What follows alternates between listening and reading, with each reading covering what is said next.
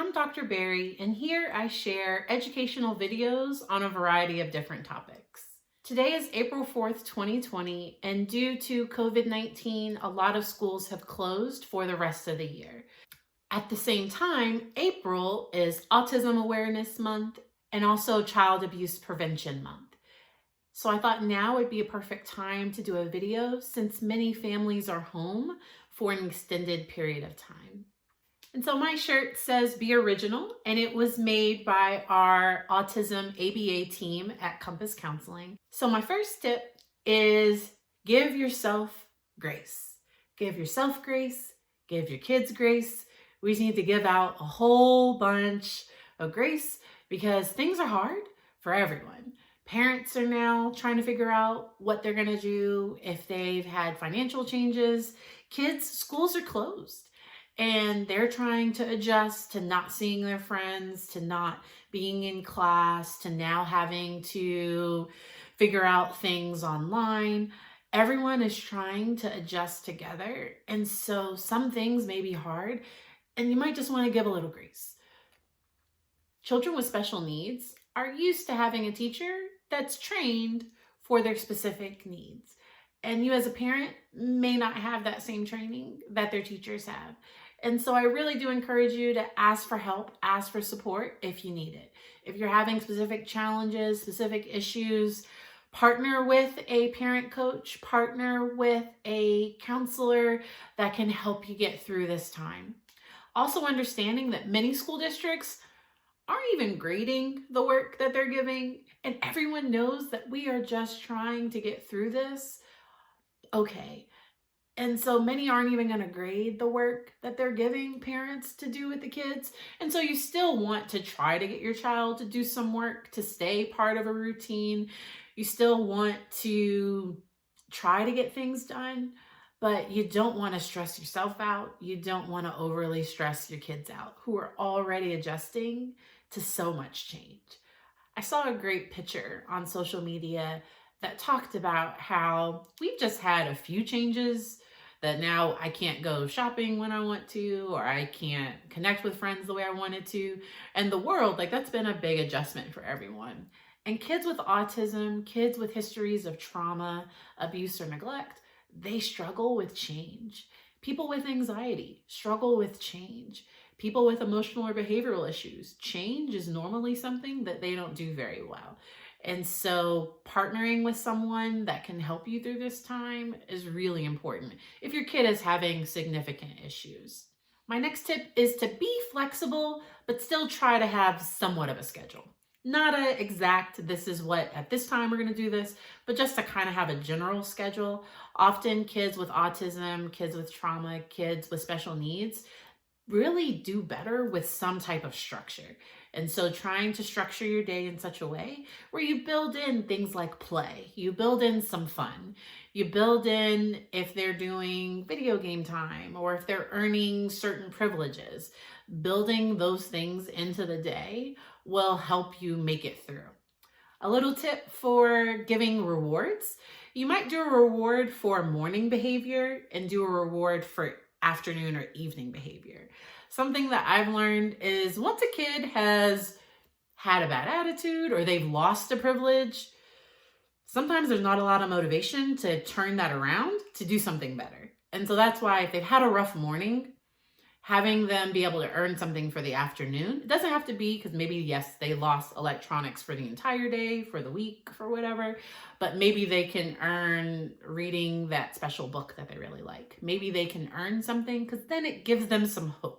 When people don't have hope, they just lay down and just kind of give up, and you're really not going to get anything out of them then. And so figuring out ways to motivate your child and at the same time, like I said, back to number one, give them some grace. Figuring out ways to motivate your child. Everyone's motivated by different things. Some people are motivated by little treats or snacks. Some people are motivated by being able to get outside. And so figuring out what really motivates your child and adjusting things, because you might have one child that needs a little bit more reinforcement, and then you might have another child that does just fine. Self-motivator, they're doing just fine, which is great. If you as a parent, if you're trying to work at the same time that you're trying to teach your kids, managing your own emotions during this, because kids feed off the emotions of adults. And so the more stress you get, the more stress they get, the more stressed they are, the more stressed you. And so the parent managing things. And so you may need to have a built-in quiet time, a built-in meditation, or some time where they just go and read in their rooms. And you can, and if they're old enough to do that, building in that type of time can really help you as a parent reset. I have a 2.5-year-old who still takes naps. Thank goodness. And so that time is often where I get to record these videos, but also that's also a time where he gets to de-stress, relax, and I also get to reset myself. Maybe wash my hair or clean something if that's something that I need to do. Going back to number 1 of giving yourself grace, as a parent, you're not going to be able to do everything. And some things just aren't going to get done. Giving your kids some chores. So maybe that can be part of their home economics class or something, like building in some chores into their day. Even my 2.5-year-old is able to push the buttons on the washer or the dryer.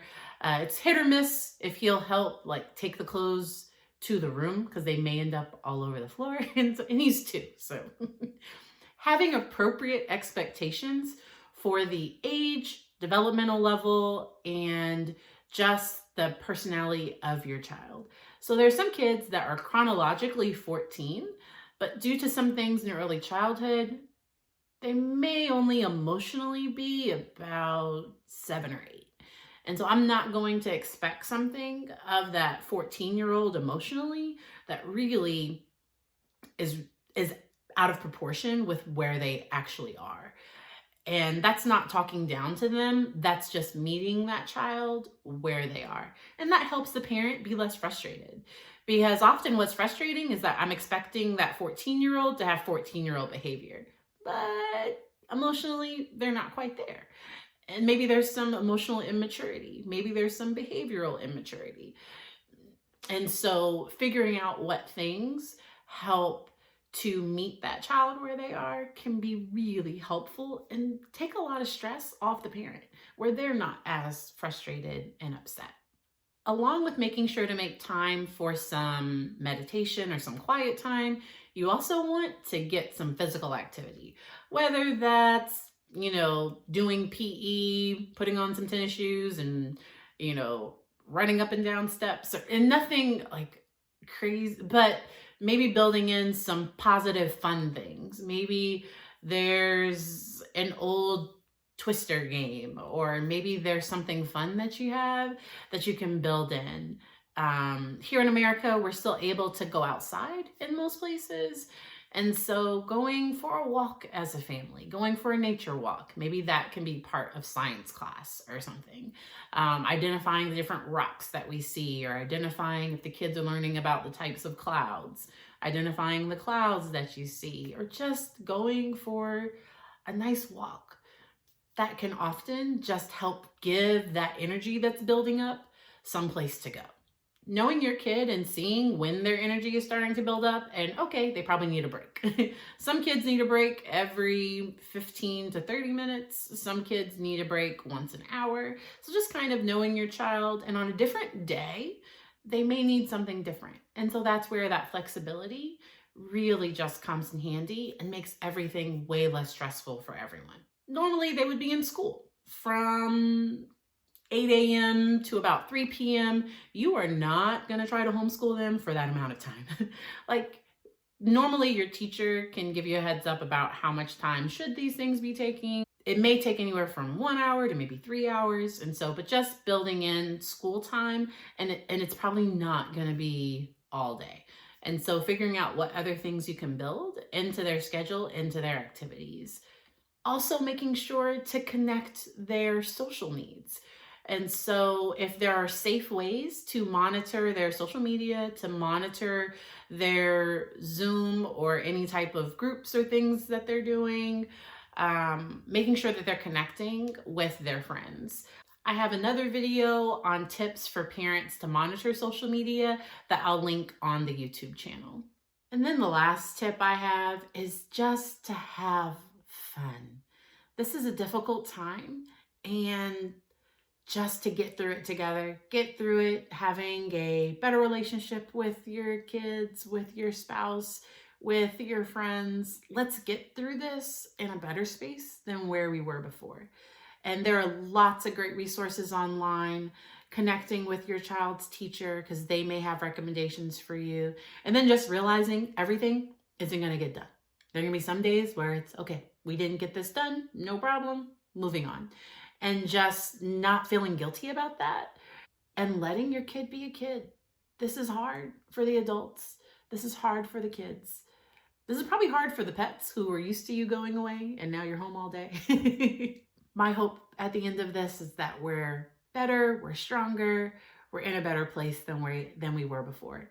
Since this isn't something that we have any control over, and unfortunately we don't know how long we're going to be in this situation. And so a tip I wasn't planning on, but it's really important to also prepare your child once they are going back to school, because that's going to be a difficult transition. You all have all been home for an extended period of time. They got out of their routine, because just imagine how much kids get out of their routine for summer. And now we're going back to school. And so just preparing your brain. Okay, so what ways can we help them get through this transition? What supports do we need to have in place? Maybe a month or 2 months, depending on your child, before school, we need to start switching back to that school schedule once schools do reopen. And so that's just another little tip to help you get through this time. And so I hope this was informative. I'll also try to link some therapy resources down below that you can search in your area if you need them. Stay safe, stay home, wash your hands. We're going to get through this. Have a good day.